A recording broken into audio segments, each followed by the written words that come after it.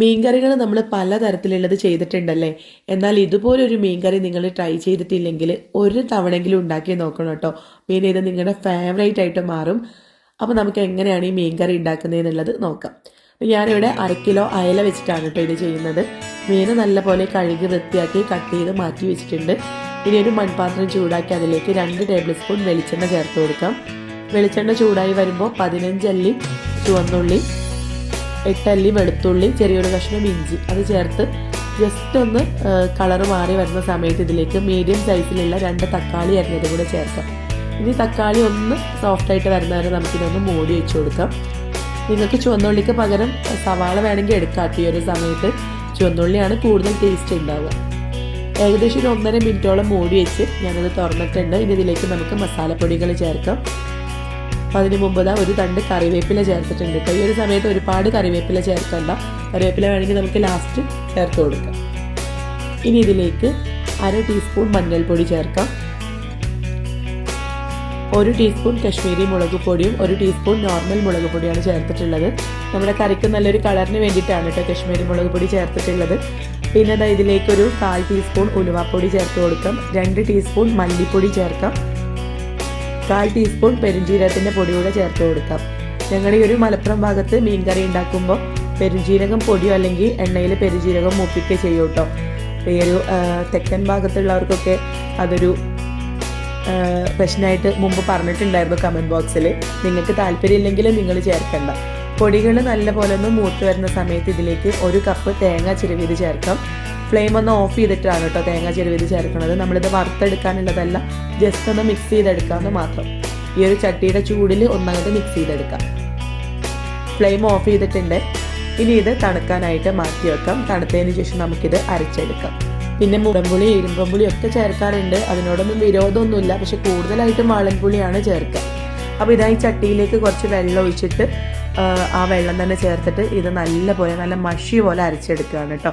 അപ്പോൾ ഇത് അരച്ചെടുത്ത് മാറ്റി വെച്ചിട്ടുണ്ട്. ഇനി ഈ ചട്ടിയിലേക്ക് കുറച്ചും കൂടെ എണ്ണ ചേർക്കുന്നുണ്ട്. എന്നിട്ട് ഇതിലേക്കൊരു 15 ചുവന്നുള്ളി ചേർത്ത് കൊടുക്കാം. 2 തണ്ട് കറിവേപ്പില കൂടെ ചേർത്തിട്ട് ഇത് നല്ലപോലെ ഒന്ന് വഴറ്റിയെടുക്കാം. ഈ സമയത്തും നിങ്ങൾക്ക് വേണമെങ്കിൽ സവാള ചേർക്കാം. എപ്പോഴും നല്ല ടേസ്റ്റ് കിട്ടുക മീൻകറിയിലൊക്കെ ചുവന്നുള്ളി ചേർക്കുമ്പോഴാണ് കേട്ടോ. ജസ്റ്റ് ഒന്ന് വാടി വരുന്ന സമയത്ത് ഇതിലേക്ക് നമ്മൾ അരച്ച് വെച്ച് ഈ അരപ്പ് ചേർത്ത് കൊടുക്കാം. മിക്സിയുടെ ജാറിലേക്ക് തന്നെ കുറച്ച് വെള്ളം ഒഴിച്ചിട്ട് വെള്ളം തിരിച്ചൊഴിച്ച് കൊടുത്തിട്ടുണ്ട്. എന്നിട്ടത് നല്ലപോലെ മിക്സ് ചെയ്തിട്ട് നമുക്ക് എത്രയാണോ ഗ്രേവി വേണ്ടത് അതിനനുസരിച്ചിട്ട് വെള്ളം ഒഴിച്ചു കൊടുക്കാം. ഇനി ഇത് ചെറുതായിട്ടൊന്ന് തിളക്കാൻ വേണ്ടിയിട്ട് വെയിറ്റ് ചെയ്യാം. ആവശ്യത്തിനുള്ള ഉപ്പും കൂടെ ചേർത്തിട്ടുണ്ട് കേട്ടോ. 2 പച്ചമുളക് കട്ട് ചെയ്ത് ചേർക്കാം. പച്ചമുളക് നമ്മൾ ആ അരക്കുന്ന കൂട്ടിൽ ചേർക്കാത്തത് എരിവ് നല്ല പോലെ കൂടിപ്പോകുമെന്ന് വിചാരിച്ചിട്ടാണ് കേട്ടോ. ഇനി ഇത് ചെറുതായിട്ട് തിള വരുന്ന സമയത്ത് ഇതിലേക്ക് മീൻ കഷ്ണങ്ങൾ ചേർത്ത് കൊടുക്കാം. നിങ്ങളെല്ലാവരും ഞെട്ടിപ്പോയിട്ടുണ്ടാവില്ലേ ഇതിലേക്ക് പുളിയൊന്നും ചേർക്കണില്ലേ എന്ന് വിചാരിച്ചിട്ട്. ഈ മീൻ കഷ്ണങ്ങൾ ചേർത്തിട്ട് അതിൻ്റെ മുകളിലായിട്ട് ഞാനിതാ പുളിക്ക് വേണ്ടിയിട്ട് പച്ചമാങ്ങയാണ് കേട്ടോ എടുത്തിട്ടുള്ളത്. കളറൊന്ന് മാറി വന്നിട്ടുണ്ട്. പക്ഷെ നല്ല പുളിയുള്ള മാങ്ങയാണ്. അതൊന്ന് സ്ലൈസ് ചെയ്തിട്ട് അതും മീനിൻ്റെ കൂടെ തന്നെ ചേർത്തിട്ടുണ്ട്.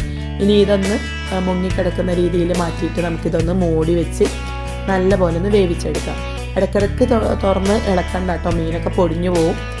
അടിയിൽ പിടിക്കുകയാണെന്ന് തോന്നുകയാണെങ്കിൽ ജസ്റ്റ് ഒന്ന് ഇളക്കി കൊടുക്കാമെന്ന് മാത്രം. അല്ലെങ്കിൽ കറിയൊന്നും ഇങ്ങനെ ചുറ്റിച്ചു കൊടുത്താൽ മതി.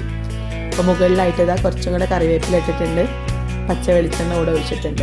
അപ്പോൾ വെളിച്ചെണ്ണ നമ്മൾ 3 തവണയായിട്ട് ചേർത്തിട്ടുണ്ട്. എന്നാലും ഈ കറി നല്ല ഓയിലിയൊന്നും അല്ല കേട്ടോ. നമ്മൾ പല തവണയായിട്ട് കുറച്ച് മാത്രമേ ചേർത്തിട്ടുള്ളൂ.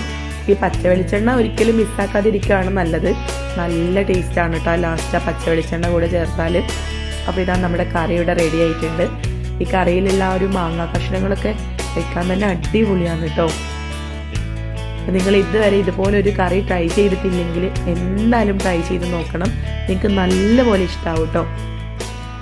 ചോറിൻ്റെ കൂടെ മാത്രമല്ല, ചപ്പാത്തി, പുട്ട്, ഇടിയപ്പം അതിൻ്റെയൊക്കെ കൂടെ നല്ല കോമ്പിനേഷനാണ്. ട്രൈ ചെയ്ത് നോക്കുന്ന സമയത്ത് ഫീഡ്ബാക്ക് അറിയിക്കാം. ചാനലൊന്ന് സബ്സ്ക്രൈബ് ചെയ്യുക. പിന്നെ നിങ്ങൾക്ക് ഈ വീഡിയോ ഇഷ്ടപ്പെട്ടിട്ടുണ്ടെങ്കിൽ ഒന്ന് ലൈക്ക് ചെയ്യാനും മറക്കരുത് കേട്ടോ. അപ്പോൾ എന്തായാലും നമുക്ക് അടുത്ത നല്ലൊരു വീഡിയോ ആയിട്ട് കാണാം. Thank you.